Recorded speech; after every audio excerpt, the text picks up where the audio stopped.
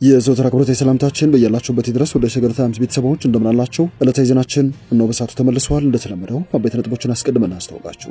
የኢትዮጵያ መንግስት የኢትዮጵያን የባህር በር የማግኘት መብት ለማስከበር የሚያደርገውን እንቅስቃሴ በተጀመረው ግለት እንዲቀጥል ውሳኔ ስለማሳለፉ ታውቋል። በዛሬው ዕለት የኢትዮጵያ ብሔራዊ ደህንነት ምክር ቤት ያሳለፈውን ውሳኔ በዜናችን እናቀርባችኋለን። የአሜሪካ መንግስት ጀነራል ታደሰ የተመረጡበትን የትግራይ ክልል ጊዜያዊ አስተዳደር ሹምሽር በሙሉ ልብ እደግፈዋለሁ ብሏል። አሜሪካ በትግራይ ክልል የተካሄደውን የስልጣን ሽግግር በተመለከተ ያሰማችውን አቋም በዜናችን እንመለከታለን። ከሰሞኑ በአንድ የኢትዮጵያ ክልል የትጥቅ ትግል እንዲፋፋም በይፋ ሲቀሰቅሱ የነበሩት የቀድሞው የፓርቲ ሊቀመንበር ከስልጣናቸው መነሳታቸው ታውቋል። ዜናችን እንመለስበታል። ከውጭ የምንመለከተው ጉዳይ የአሜሪካ ፕሬዝዳንት ዶናልድ ትራምፕ ከቻይና መንግስት ጋር የገቡበት የንግድ ጦርነት የመጨረሻው ጫፍ ላይ ደርሷል። ዝርዝሩን እንመለስበታለን። የዘወትር አክብሮታዊ ግብዣችን እያደመጣችሁን አብራችሁ እንድትቆዩ ነው። ወደ ቀዳሚው ጉዳያችን እናምራችሁ።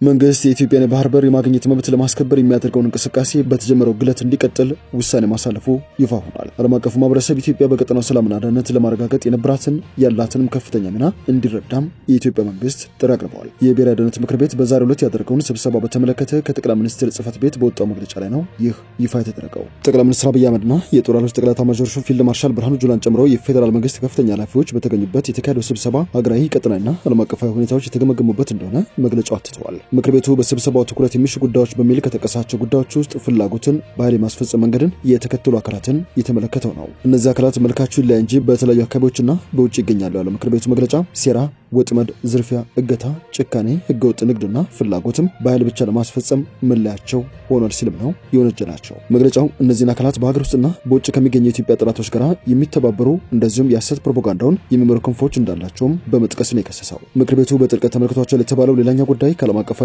ቀጠናዊ ሁኔታዎች ጋር የተያያዘ ነው። የምክር ቤቱ መግለጫ ከዚሁ ጋር የተያያዙ ጉዳዮች በሀገሪቱ ላይ ሊያሳድሩት የሚችሉት ተጽዕኖ በዝርዝር ውይይት ተደርጎበታል ነው። በኢትዮጵያ ላይ ተጽዕኖ ሊያሳድሩ ይችላሉ ከተባሉት ጉዳዮች መካከል የዓለም ኢኮኖሚ ሁኔታ፣ እየተከሰቱ ያሉ ውጥረቶች፣ የሽብር እንቅስቃሴዎች እንደዚሁም እየታወቁ ያሉ ዓለም አቀፍ የንግድ መስመሮች እንደሚገኙበትም አመላክተዋል። በተጨማሪም እየፈረሱና እየተዳከሙ የሚገኙ ሀገራት፣ እየተበራከቱ ያሉ የሳይበር ጥቃቶች፣ እየተነጣጠሉ ያሉ ነባር ዓለም አቀፍ ትብብሮች እንደዚሁም እየተፈጠሩ ያሉ አዳዲስ ዓለም አቀፋዊ ጥምረቶችን የተመለከቱ ጉዳዮችም ዝርዝር ውይይት እንደተካሄደባቸው ነው የተገለጸው። እየፈረሱና እየተዳከሙ የተባሉ ሀገራት የትኞቹ እንደሆኑ ግን በዚህ መግለጫ በስም አልተጠቀሰም። በእነዚህ ጉዳዮች ላይ የተወያየው ምክር ቤቱ በተለያዩ ጉዳዮች ላይ አቅጣጫዎች እንዳስቀመጠ መግለጫ ያስረዳል። ምክር ቤቱ ውሳኔ የተሰጠበት አንዱ ጉዳይ በትጥቅ ትግል ላይ የሚገኙ ቡድኖችን የሚመለከት ነው። በተለያዩ አካባቢዎች የሚገኙ ችግሮችን በሰላማዊ መንገድ በፖለቲካዊ ውይይት ለመፍታት የተጀመረው እንቅስቃሴ ፍሬ እያፈራ ስለመሆኑ የጠቀሰው መግለጫው ባህላዊ መንገዶችን ጨምሮ ሁሉንም አይነት ሰላማዊ መንገዶች መጠቀም ይህንን ተግባር ይበልጥ ውጤታማ ማድረግ እንደሚገባም ይገልጻል። ይሁን እንጂ የሰላም አማራጮችን ዘግተው ፍላጎታቸውን በኃይል ለማስፈጸም በሚንቀሳቀሱት ቡድኖች ላይ ህግ የማስከበር ተግባርን አጠናክሮ መቀጠል እንደሚያስፈልግም ያስገነዝባል። ከኢትዮጵያ ጠላቶች ተልዕኮ እየተቀበሉ በሀገር ውስጥ ችግር ለመፍጠር የሚጥሩ አካላት ፈጽመው እስኪጠፉ ድረስ ህግ የማስከበር የሰላም አማራጮችን ተግባራዊ እንደሚሆኑ ነው የተገለጸው። የብሔራዊ ደህንነት ምክር ቤቱ መግለጫ የሀገሪቱን ዓለም አቀፋዊ ተሰሚነት የሚያሳድጉ የዲፕሎማሲ ውጤቶች እየጨመሩ መምጣታቸውን ይጠቅሳል። ይህንን ውጤት ያስገኙ ተግባራትን ይበልጥ በማስፋትና በማጠናከርም የሀገሪቱን ብሔራዊ ጥቅም በዓለም አቀፍ ደረጃ ማስከበር ተገቢ እንደሆነም መግለጫው ያትታል። ምክር ቤቱ በስብሰባው ላይ ከዚህ በተያያዘ የሰጠው አቅጣጫ የኢትዮጵያን የባህር በር የማግኘት ጥያቄ የተመለከተ ነው። ጠቅላይ ሚኒስትር አብይ በተለይም በቀይ ባህር ላይ የባህር በር የማግኘት ጥያቄ የህልውና ጉዳይ ስለመሆኑ ከገለጹበት የ2016 ዓ.ም መጀመሪያ አንስቶ ይህ ጉዳይ በመንግስት ባለስልጣናትና በመገናኛ ብዙሃን በተደጋጋሚ ሲነሳ ቆይተዋል። ጠቅላይ ሚኒስትሩ ባለፈው ዓመት መጋቢት ወር ላይ በህዝብ ተወካዮች ምክር ቤት ተገኝተው ማብራሪያ በሰጡበት ጊዜም የባህር በር የማግኘት ጉዳይን አንስተው ነበር። ከዚህ ቀደም ኢትዮጵያ ቀይ ባህርና የአባይ ወንዝ ውሃን በተመለከተ ያላት አቋም በጎረቤት ሀገራት ዘንድ ግልጽ እንዳልነበረው የተናገሩ ጠቅላይ ሚኒስትር አብይ አሁን ግን የባህር በር ጥያቄ ማንሳት ነውርነቱ አቁሟል ሲሉ ነው የተደመጡት። የዓለም አቀፍ ማህበረሰብ አቋምም በዓለም ላይ ትልቅ ሀገር ሆና የባህር በር የሌለው የለም፣ ስለሆነም በሰጥቶ መቀበል መርህ ሊሆን ይገባል የሚል እምነት እንዳላቸውም ሲገልጹ ተደምጠው ነበር። የደህንነት ምክር ቤቱ መግለጫ መንግስት በተደጋጋሚ እያነሳ ያለው የባህር በር የማግኘት ጉዳይ በተጀመረው ግለት እንዲቀጥል የሚያስችል ውሳኔ ተወስኗል ነው። የኢትዮጵያን የባህር በር ማግኘት መብት ለማስከበርም ዲፕሎማሲያዊ፣ ህጋዊና ሰላማዊ መንገዶችን መሰረት አድርጎ የተጀመረው ስራም በተጀመረው ግለት እንዲቀጥል የሚያስችል ውሳኔ ተወስኖበታል ሲል ነው ይፋ ያደረገው። ኢትዮጵያ በአሁናዊ የዓለም ፖለቲካዊና ኢኮኖሚያዊ ሁኔታ ውስጥ የፖሊሲ ነጻነቷን አስጠብቃ ጥቅሞቿን አስከብራ ተገቢ ሚናዋን እየተጫወተች ስለመሆኑ የሚጠቅሰው መግለጫው ሀገሪቱ ዓለም አቀፋዊ ፈተናዎችን ሁሉ በመሻገር ተገቢ ሉዓላዊ ደረጃዋን እንድትይዝ የሚያስችል ጥበባዊ አመራር ተጠናክሮ የሚቀጥል ይሆናልም ሲል ነው እምነቱን የገለጸው። ዓለም አቀፉ ማህበረሰብ ኢትዮጵያ ሰላምና ደህንነትን በማረጋገጥ ረገድ በቀጠናው በአህጉርና በዓለም አቀፍ ደረጃ ያላትን ከፍተኛ ሚና ተረድቶ የሚያደርገውን ድጋፍ አጠናክሮ እንዲቀጥልም ምክር ቤቱ ጥሪውን አቅርበዋል። አሜሪካ የጀነራል ታደሰ ምርጫ የተካሄደበትን የትግራይ ክልል የጊዜያዊ አስተዳደር የስልጣን ሽግግር እደግፋለሁ ብላለች። በኢትዮጵያ የአሜሪካን አምባሳደር ኤድቪን ማሲንጋ ሌተና ጀነራል ታደሰ ወረደ የትግራይ ጊዜያዊ አስተዳደር ፕሬዝዳንት ሆነው መመረጣቸው የፕሪቶሪያን ስምምነት ዳግም እንደሚያረጋግጥና ለትግራይ ክልልና ለኢትዮጵያ ፍላጎቶች ምላሽ ለመስጠት ያለውን ቁርጠኝነት እንደሚያሳይ ገልጸዋል። አምባሳደሩ በሰጡት መግለጫ የሰላም ስምምነቱ በጀነራል ታደሰ መሾም ዳግም መረጋገጡና ተፈናቃዮችን ወደ ቀያቸው ለመመለስ የቀድሞ ታጣቂዎችን ትጥቅ ለማስፈታትና የግብር አይነትን ለማስከበር የገቡትን ቃል አድንቀዋል። ጀነራል ታደሰ በትናንትናው ዕለት በይፋ የቀድሞውን ጊዜያዊ አስተዳደር ፕሬዝዳንት ጌታቸው ረዳን በመተካት ርክክብ አድርገዋል። ይህ የአመራር ለውጥ በህወሓት ውስጥ ለወራት የቆየውን የውስጥ ክፍፍል ተከትሎ የተከናወነ ነው። ጠቅላይ ሚኒስትር አብይ አህመድ የስልጣን ርክክቡን አስመልክቶ በይፋና በሰላም መንገድ በአዲስ ባህል የስልጣን ሽግግሩን እንደዚሁም ቅብብሎች ለማካሄድ የተዘጋጀ ፕሮግራም አከናውናል ሲሉ መናገራቸው ይታወሳል። በርክክብ ስነ ስርዓት ወቅት ሌተና ጀነራል ታደሰ ወረደ የትግራይ ክልል አካታች ጊዜያዊ አስተዳደር የተልዕኮ አፈጻጸም የቃል ኪዳን ሰነድ በሚል የተሰየመ የአንድ ገጽ ሰነድ ላይ መፈረማቸው ይታወሳል። ሰነዱ ጊዜያዊ አስተዳደሩ የሚያከናውናቸውን 8 ዋና ዋና ኃላፊነቶችን ያካተተ ሲሆን ጀነራል ታደሰ እነዚህን ተግባራት በታማኝነትና በቁርጠኝነት ለመፈጸም ፊርማቸውን በማስቀመጥ አረጋግጠዋል። ዜናችን እንደቀጠለ ነው።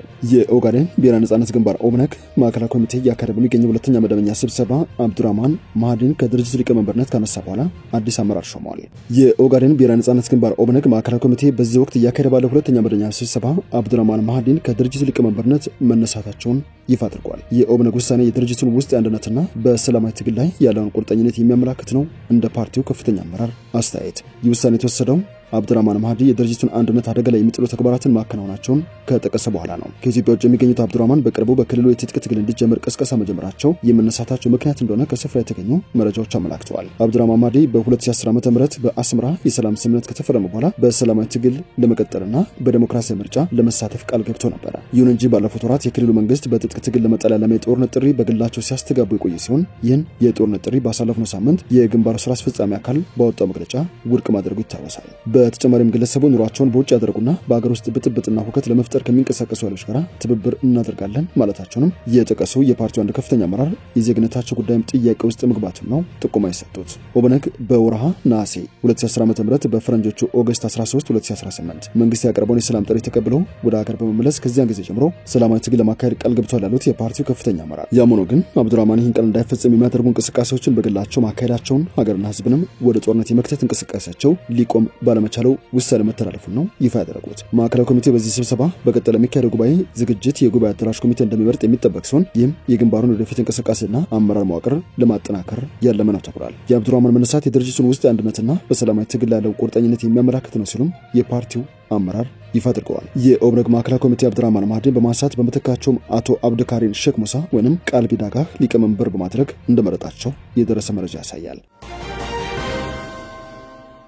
የኢትዮጵያ ብሔራዊ ምክክር ኮሚሽን የብሔር ማንነትን መሰረት ያደረገ ግድያና ማፈናቀል እንዲቆም የአማራ ህዝብ ከክልል ውጭም ባለበት ደህንነቱ እንዲጠበቅ የሚሉ ነጥቦች በአጀንዳነት እንደቀረቡለት ይፋ አድርገዋል። ኮሚሽኑ በአማራ ክልል ያካሄደ ባለው የአጀንዳ ማሰባሰብ ሂደት ላይ ታጥቀው የሚንቀሳቀሱ ኃይሎች ባይሳተፉም የታጣቂዎች ጥያቄዎች ጭምር ናቸው የተባሉ ጉዳዮችም በተዘዋዋሪ ከህዝቡ ደርሶኛል ሲል ይፋ አድርገዋል። የምክክር ኮሚሽኑ ኮሚሽነር ዶክተር ዮናስ አደይ በአማራ ክልል ከ5 ቀናት በፊት በተጀመረው አጀንዳ ማሰባሰብ ላይ ታጥቀው የሚንቀሳቀሱ ኃይሎች ወኪሎቻቸውን እንዳላኩ አንስተው ሆኖም ህብረተሰቡ በምሁራንና በሲቪል ማህበራት በኩል የራሳቸውና የታጣቂዎችም ጭምር ዋና አጀንዳዎችና ጥያቄዎች ናቸው ያሉትን በውይይቱ ማንሳታቸውን ተናግረዋል። ዶክተር ዮናስ ላብነት በአማራና በሌሎች ክልሎች ያሉ አማራዎች ደህንነታቸው ይጠበቅ፣ መፈናቀል ይቆም የሚሉና መሰል ጉዳዮች እንደተነሱ ሸገር ሬዲዮ ዘግበዋል። ኮሚሽነሩ በክልሉ ታጥቀው የሚንቀሳቀሱ የታጣቂዎች ወኪሎች ትጥቃቸውን ሳይፈቱ ደህንነታቸውን ተጠብቀው አጀንዳቸውን ማቅረብ ይችላሉ ብለዋል። ኮሚሽነር ዶክተር ዮናስ አዳይ ትጥቅ የሀገራችን ባህል ነው፣ ታጣቂዎቹ ትጥቃቸውን ፈተው ወደ ምክክሩ ይምጡ አንልም ሲሉም ተደምጠዋል። በክልሉ ታጥቀው የሚንቀሳቀሱ ኃይሎች ለምክክሩ የሚልኳቸውን ተወካዮች ደህንነት በተመለከተም ከፌደራልና ከክልል መንግስት ጋር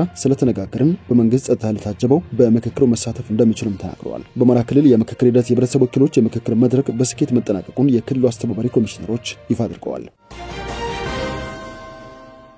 ወደ መጨረሻ ጉዳያችን እናምራ። የአሜሪካው ፕሬዝዳንት ዶናልድ ትራምፕ ከቻይና በሚገቡ ምርቶች ላይ የጣሉትን ቀረጥ ወደ 104% ማሳደጋቸውን ተከትሎ ቻይናም የመልስ ምት ሰጥታለች። ትራምፕ ይህን ውሳኔ ያሳለፉት ቻይና ለተጣለባት የ34% ቀረጥ ተመጣጣኝ እርምጃ ከወሰደች በኋላ ነው። ትራምፕ ቻይና በዋሽንግተን ላይ አጸፋ እርምጃውን እንድትተው ያስቀመጡት ቀነ ገደብ ዛሬ የሚጠናቀቅ ሲሆን ተጨማሪው ቀረጥን መሸጡን መተግበር ይጀምራል ነው የተባለው። ሁኔታው በዓለም ኢኮኖሚና ንግድ ላይ ከ1930ዎቹ ወዲህ ከፍተኛ ቀውስ እየፈጠረ ነው ተብሏል። በቻይና ሳቢያም የእስያ ሀገራት ወደ አሜሪካ በሚልኳቸው ምርቶች ላይ ከፍተኛ ጭማሪ የሚደረግባቸው ሲሆን ይህም የአካባቢ ሀገራት ላይ ከፍተኛ ተጽዕኖ ያስከትላል የተባለው። ትራምፕ ቤጂንግ በአሜሪካ ላይ ከፈጸመችው ልክ ያልሆነ ድርጊት ባለፈ ተጨማሪ ቀረጥ ለመጣል ሞክራለች ሲሉ ወቅሰዋል። ይህ ውሳኔም ቻይና ከዋሽንግተን ጋር በንግድ ጉዳይ ላይ ያላትን ልዩነት እስከምትፈታ ይቀጥላል የተባለው። አዲሱ ቀረጥ ዛሬ ተግባራዊ የሚደረግ ሲሆን ቻይና ውሳኔውን አሉታዊ ድርጊት ነው ስትል በጽኑ ኮንነዋለች። ቤጂንግ አሜሪካ የፈለገውን ያክል ቀረጥ ብትጥልም በአቋም እንደጸናው እስከ መጨረሻው ድረስ የምታገላለሁ ባይነች። አሜሪካ ተመጣጣኝ የቀረጥ እርምጃው እንዲነሳ እንደ መደራደሪያ ማቅረቧ እንደ ንቀት የሚታይ ነው ስትልም ጠንከር ያለ መልስ ሰጥታለች። ቻይና ከነገ ጀምሮ ተግባራዊ የሚሆን የ84% ታሪፍ ከአሜሪካ በሚገቡ ምርቶች ላይ በመልስ የምትመልኩ ጥላለች። ቻይና በአሜሪካ ምርቶች ላይ ጥላ የነበረውን የ34% ታሪፍ በ50% ከፍ ማድረጓ አነጋጋሪ ሆኗል።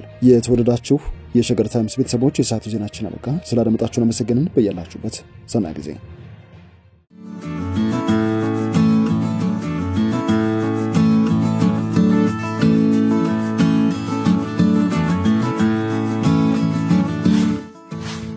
ሸገር ታይምስ ሚዲያን ሰብስክራይብ በማድረግና ደወሉን በመጫን ይከተሉን።